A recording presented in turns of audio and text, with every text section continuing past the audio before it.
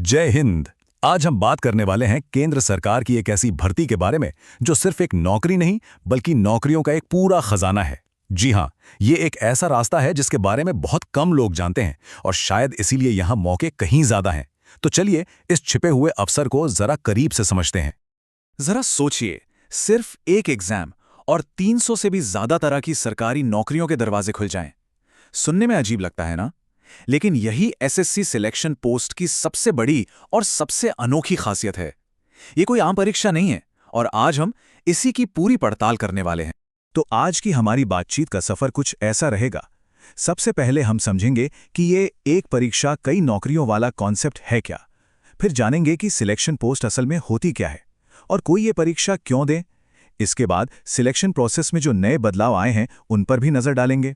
और आखिर में सबसे जरूरी सवाल, क्या ये मौका किसी के लिए सही है?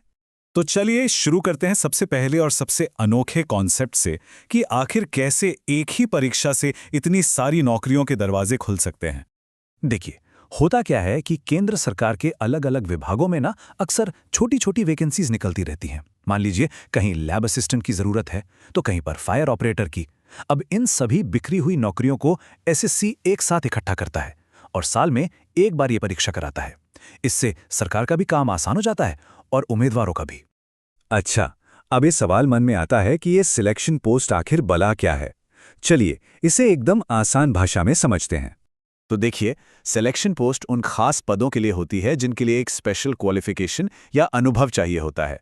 अब ये पद सीजीएल या सीएचएसएल जैसी बड़ी भर्तियों का हिस्सा नहीं बन पाते, इसलिए एसएससी इन्हें सिलेक्शन पोस्ट के तहत अलग से निकालता है। मतलब ये खास नौकरियां हैं खास लोगों के लिए। और इस परीक्षा की सबसे अच्छी बात जानते हैं क्या है? ये 3 अलग अलग लेवल्स पर होती हैं। मतलब अगर कोई 10वीं पास है तो उसके लिए अटेंडेंट और ड्राइवर जैसे पद हैं। 12वीं पास वालों के लिए एलडीसी और डेटा एंट्री ऑपरेटर जैसी नौकरियां हैं। और जिन्होंने ग्रेजुएशन कर रखी है उनके लिए तो असिस्टेंट सेक्शन ऑफिसर जैसे शानदार पद भी इसमें शामिल हैं।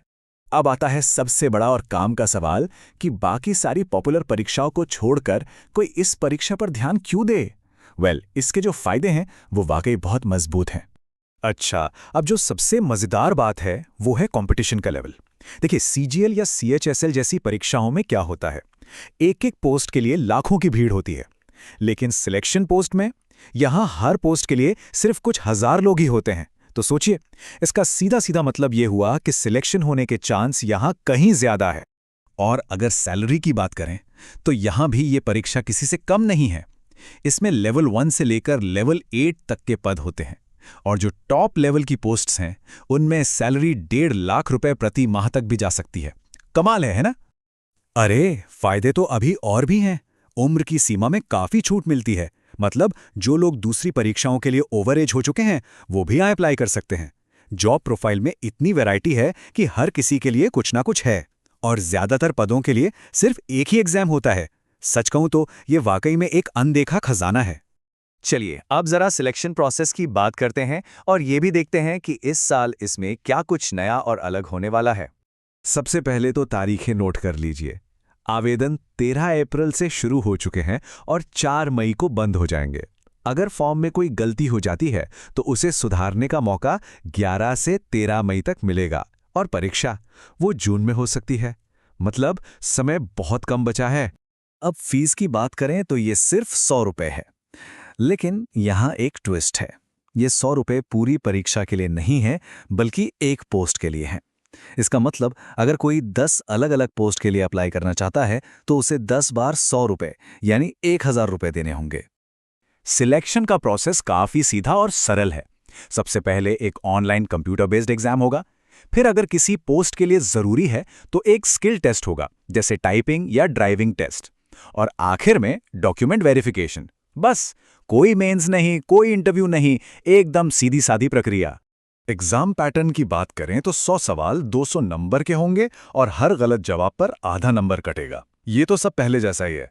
लेकिन इस साल एक बहुत बड़ा और गेम चेंजिंग बदलाव किया गया है। अब क्या होगा कि हर सेक्शन के लिए, मतलब रीजनिंग, जीएस, मैथ्स और इंग्लिश, इन चारों के लिए अलग अलग 15-15 मिनट का टाइमर चलेगा। इसका मतलब यह है कि अब कोई भी मैथ्स के लिए जीएस का बचा हुआ टाइम इस्तेमाल नहीं कर सकता।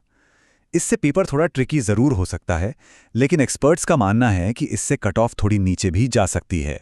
कुछ और भी नए अपडेट्स हैं। अब एग्जाम सेंटर पर लाइव फोटो खींची जाएगी।